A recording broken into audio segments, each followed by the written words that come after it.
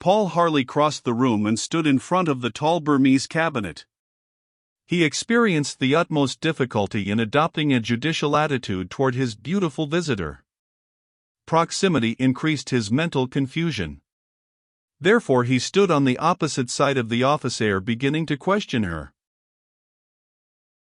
"In the first place, Miss Abingdon," he said, speaking very deliberately, "do you attach any particular significance to the term fire-tongue?" Phil Abingdon glanced rapidly at Dr. McMurdoch. "None at all, Mr. Harley," she replied. "The doctor has already told me of." "You know why I ask?" She inclined her head. "And Mr. Nicol Bryn? Have you met this gentleman?" "Never." "I know that Dad had met him and was very much interested in him." "In what way?" "I have no idea.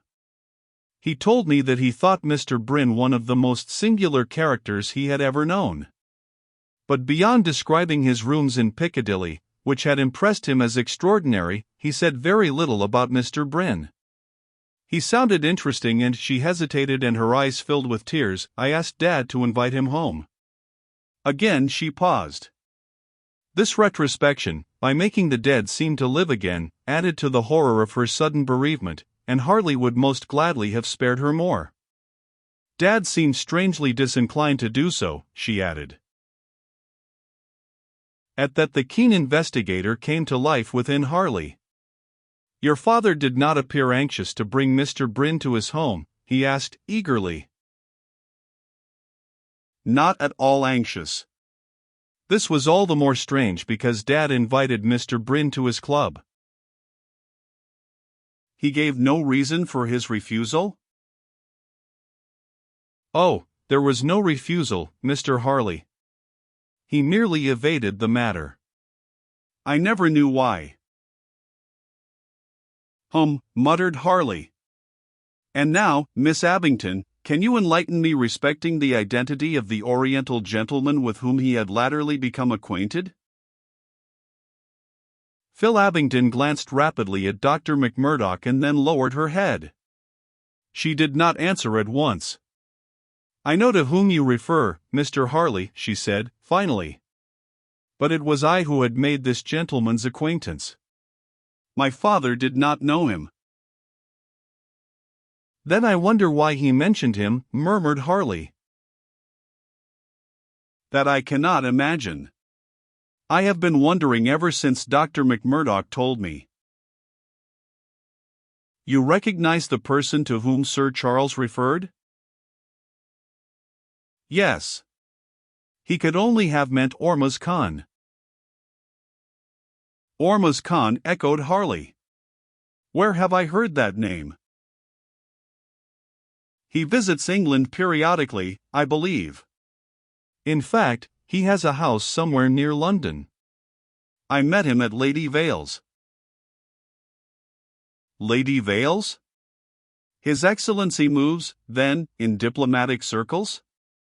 Odd that I cannot place him." "I have a vague idea, Mr. Harley, that he is a financier.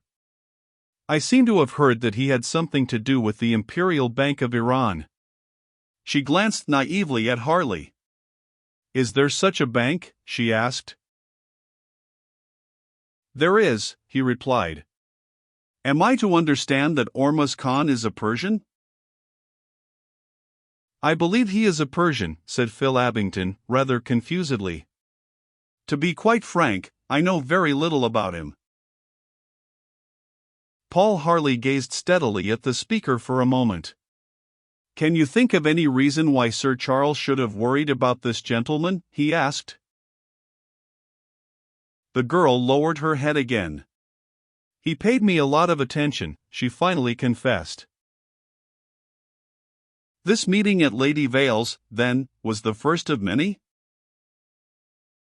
"Oh, no, not of many. I saw him 2 or 3 times. But he began to send me most extravagant presents.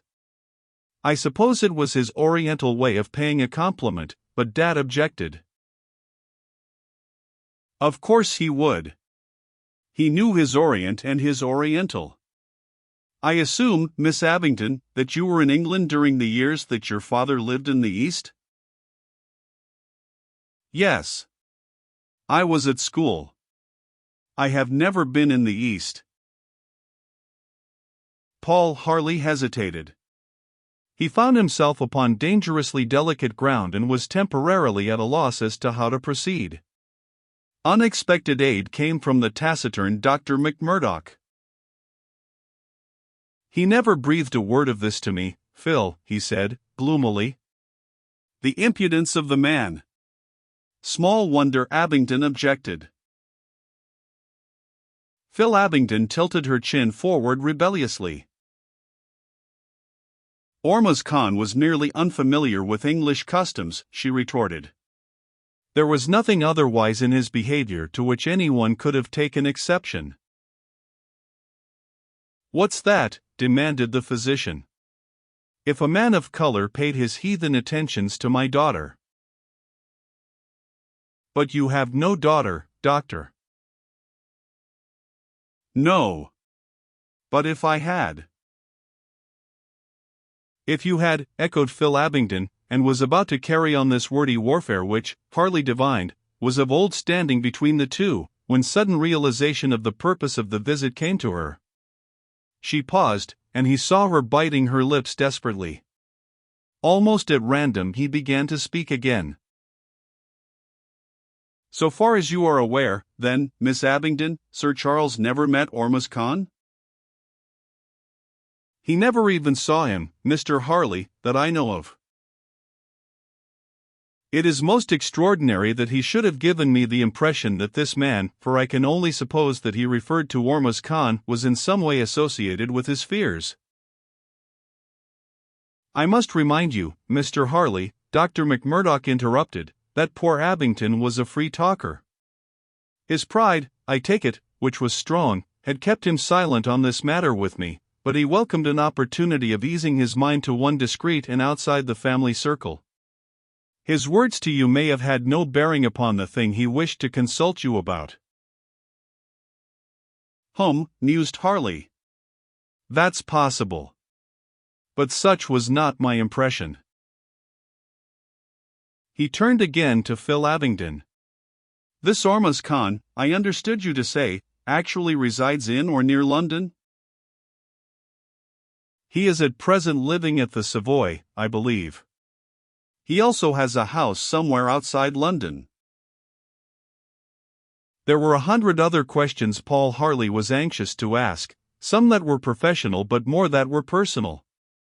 He found himself resenting the intrusion of this wealthy Oriental into the life of the girl who sat there before him. And because he could read a kindred resentment in the gloomy eye of Dr. McMurdoch, he was drawn spiritually closer to that dark character. By virtue of his training he was a keen psychologist, and he perceived clearly enough that Phil Abington was one of those women in whom a certain latent perversity is fanned to life by opposition. Whether she was really attracted by Ormuz Khan or whether she suffered his attentions merely because she knew them to be distasteful to others, he could not yet decide. Anger threatened him as it had threatened him when he had realized that Nicol Bryn meant to remain silent. He combated it, for it had no place in the judicial mind of the investigator. But he recognized its presence with dismay. Where Phil Abington was concerned he could not trust himself. In her glance, too, and in the manner of her answers to questions concerning the Oriental, there was a provoking femininity, a deliberate and baffling intrusion of the eternal Eve. He stared questioningly across at Dr. McMurdoch and perceived a sudden look of anxiety in the physician's face. Quick as the thought which the look inspired, he turned to Phil Abington. She was sitting quite motionless in the big armchair, and her face had grown very pale.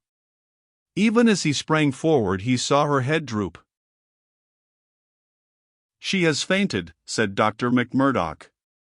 I'm not surprised. Nor I, replied Harley. She should not have come. He opened the door communicating with his private apartments and ran out. But, quick as he was, Phil Abingdon had recovered before he returned with the water for which he had gone. Her reassuring smile was somewhat wan. "How perfectly silly of me," she said. "I shall begin to despise myself." Presently he went down to the street with his visitors. "There must be so much more you want to know, Mr. Harley," said Phil Abingdon. "Will you come and see me?" He promised to do so. His sentiments were so strangely complex that he experienced a desire for solitude in order that he might strive to understand them. As he stood at the door watching the car move toward the Strand, he knew that today he could not count upon his intuitive powers to warn him of sudden danger. But he keenly examined the faces of passers-by and stared at the occupants of those cabs and cars which were proceeding in the same direction as the late Sir Charles Abingdon's limousine. No discovery rewarded him, however, and he returned upstairs to his office deep in thought. "I am into nobody," he said as he passed the desk at which Innes was at work. "Very good, Mr. Harley." Paul Harley walked through to the private office and, seating himself at the big, orderly table, reached over to a cupboard beside him and took out a tin of smoking mixture. He began very slowly to load his pipe, gazing abstractedly across the room at the tall Burmese cabinet. He realized that, accepting the extraordinary behavior and the veiled but significant statements of Nicol Bryn, his theory that Sir Charles Abingdon had not died from natural causes rested upon data of the most flimsy description. From Phil Abingdon he had learned nothing whatever. Her evidence merely tended to confuse the case more hopelessly. It was sheer nonsense to suppose that Ormuz Khan, who was evidently interested in the girl, could be in any way concerned in the death of her father. Nevertheless, as an ordinary matter of routine, Paul Harley, having lighted his pipe, made a note on a little block. Cover activities of Ormuz Khan. He smoked reflectively for a while and then added another note. Watch Nicol Bryn. For 10 minutes or more he sat smoking and thinking, his unseeing gaze set upon the gleaming lacquer of the cabinet, and presently, as he smoked, he became aware of an abrupt and momentary chill. His sixth sense was awake again. Taking up a pencil, he added a third note. Watch yourself. You are in danger.